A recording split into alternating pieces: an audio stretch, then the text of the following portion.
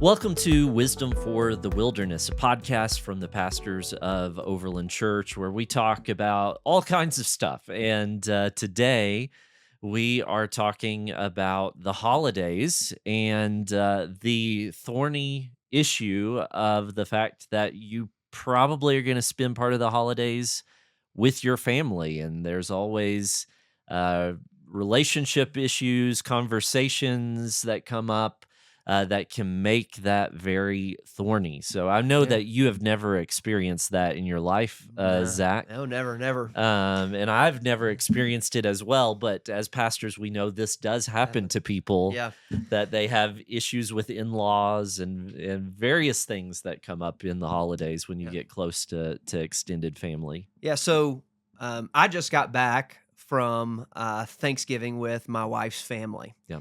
And this is actually what made me think, oh, we need to record a podcast Uh-huh. on this. And so I want to apologize for not doing it before Thanksgiving and doing it after Thanksgiving. But I figure we're going to have people go home at Christmas. Right. And here's what I would tell you, like looking back on my life and those different holiday seasons spent with family, Mhm. that my family, our Jennifer's family, wasn't the problem. I was. Yeah. And my expectation going into holiday seasons and how I interacted Yeah. around family.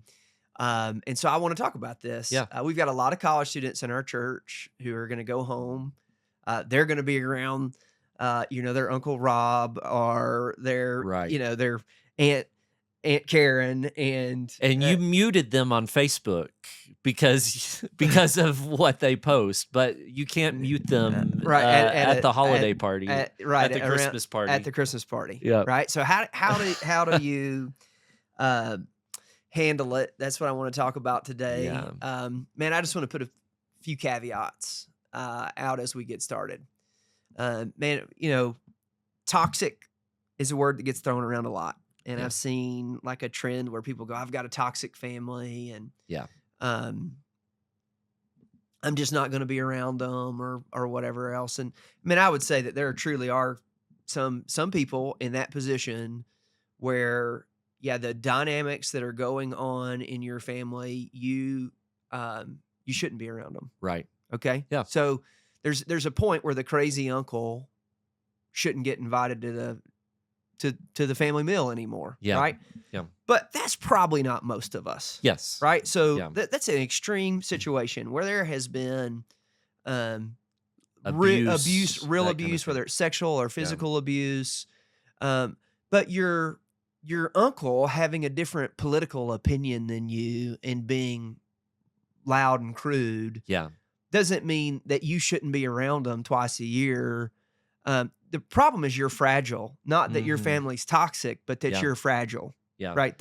That's the reality. Like Yeah. we've created a culture where you can't sit down or be in a room with people that disagree with you. So That's a good word. And I was reading a Wall Street Journal article about this right before Thanksgiving. I forget the stats it gave, but the number of people, especially on the left, who have cut their family off is reaching unknown levels. Right. And it's just really sad that we have allowed our political positions to destroy our families. And you're right. Like you can be in the same room as someone who holds a radically different opinion than you and love them and enjoy them, or at least endure them Yeah. for a little bit of time and not make a big deal out of it. So Yeah. yeah. Yeah. I've got a fun story about that.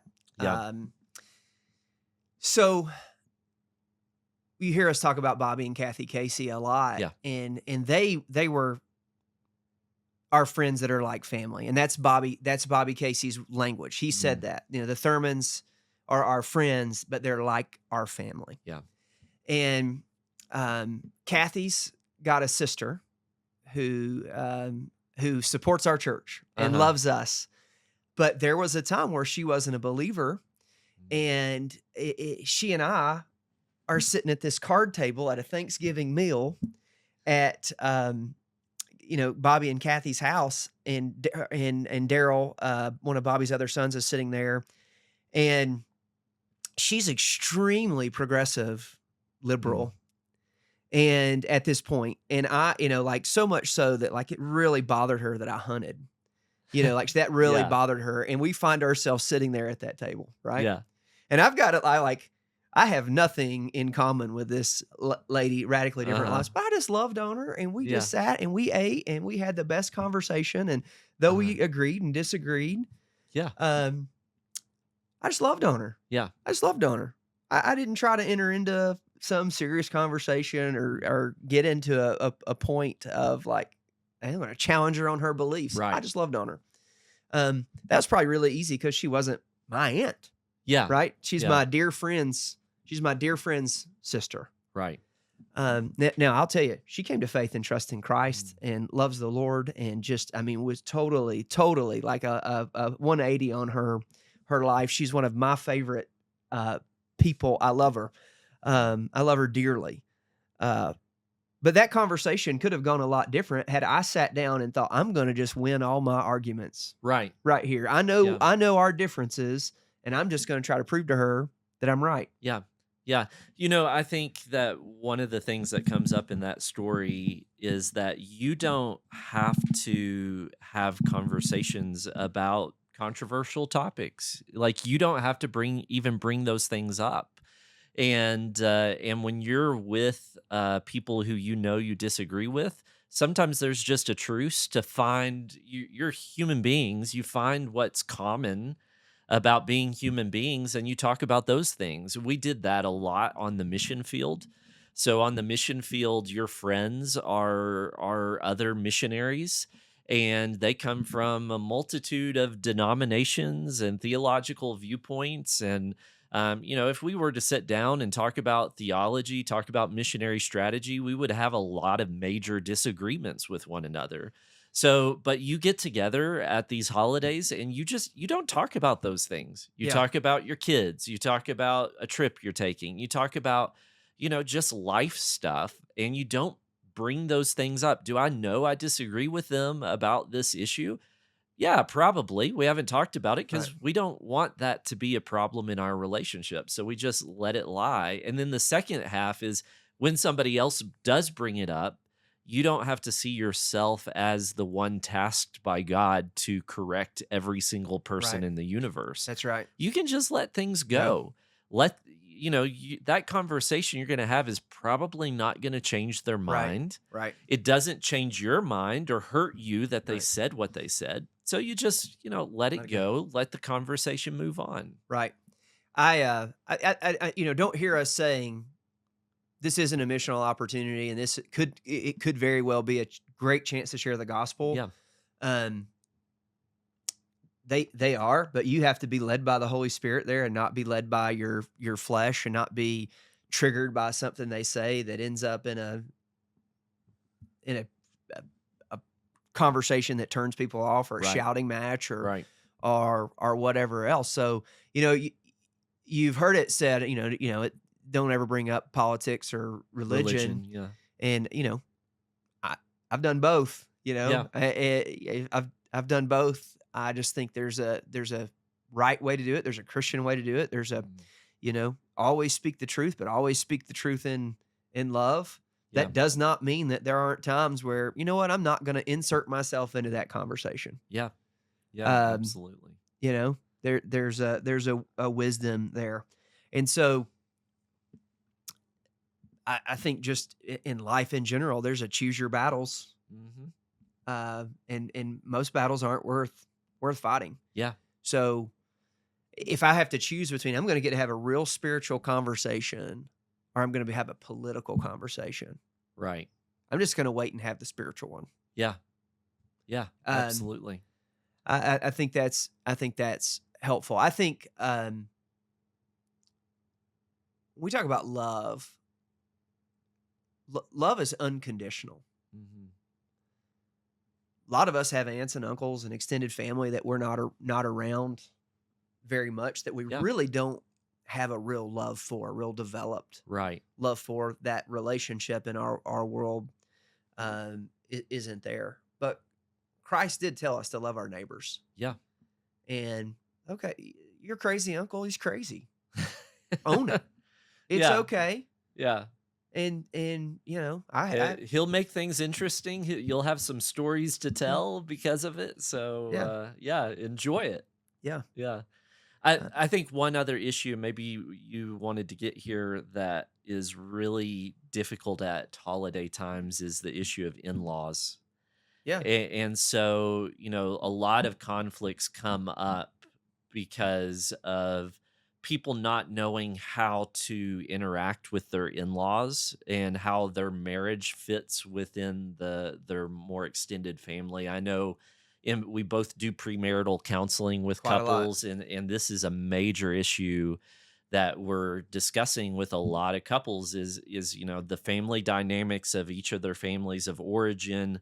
Most of the time opposites attract, and so you're bringing somebody who into a family dynamic that was their family dynamic was probably the opposite of that in some way, whether one family's more quiet, passive, Yeah, doesn't rock the boat, and one family is always looking for an argument or yeah. confronting things. So how do you counsel people to deal with those in-law issues that are going to come up at holiday times? Yeah. So, um, my I just went and Mm. spent a extended amount of time with my in-laws, and that trip went differently than it would have when I was 23 years old rather than Yeah. 43 years old. Um,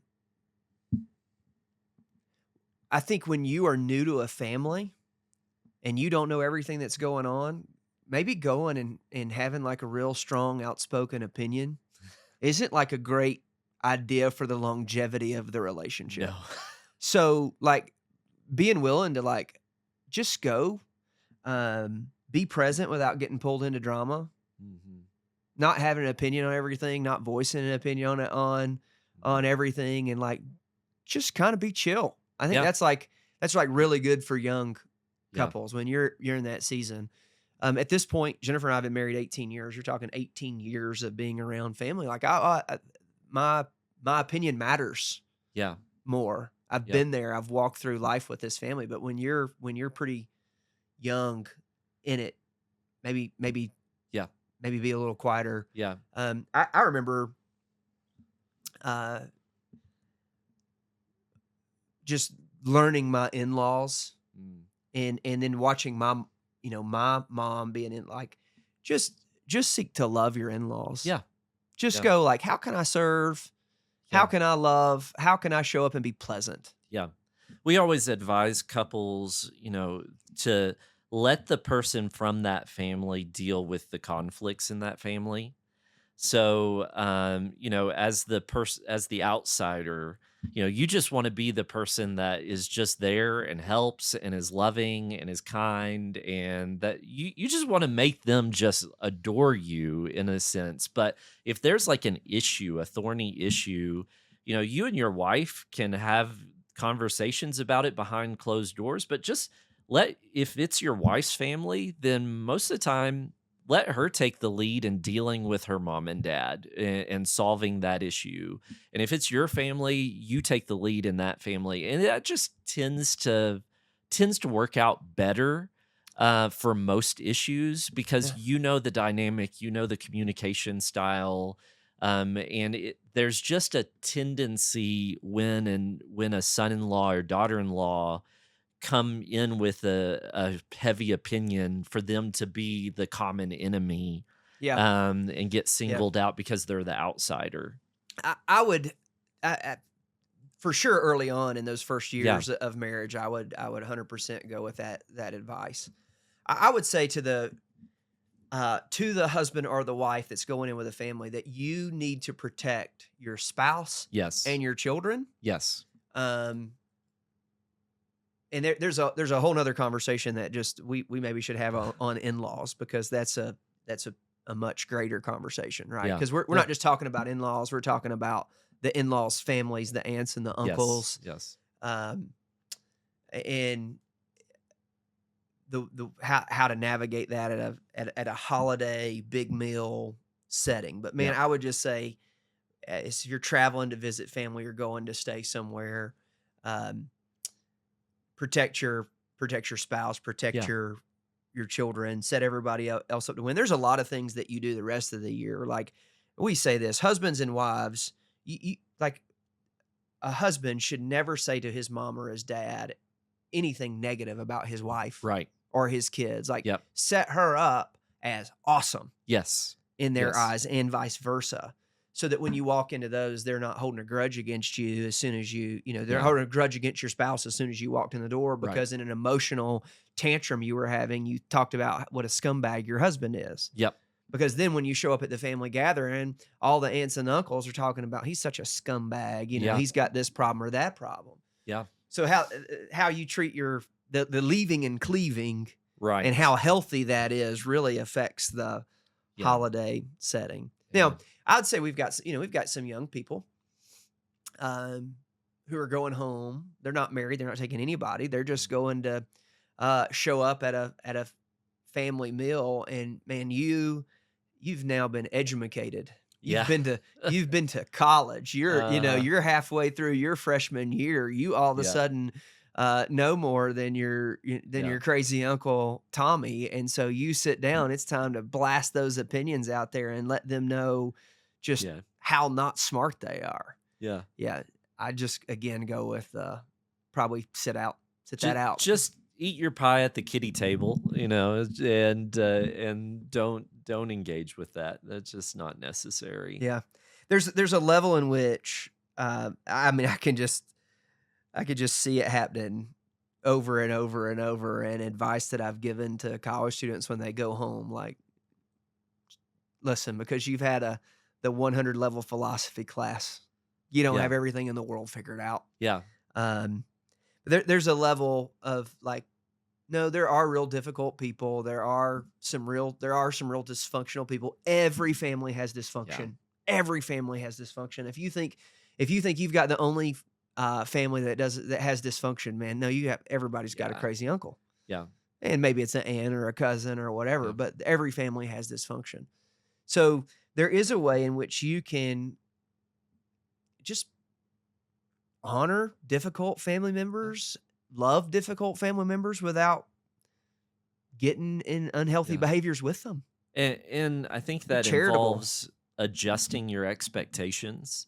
So if your expectations is a Norman Rockwell portrait, and then you go in and you're disappointed and you're frustrated that your family isn't a Norman Rockwell family, then that's going to contribute to you not making the right decisions in those situations. But if you just realize, hey, this is a real family with real issues, then I think you can keep your head above water and you can navigate things a lot better. Yeah, that's a Yeah. good word.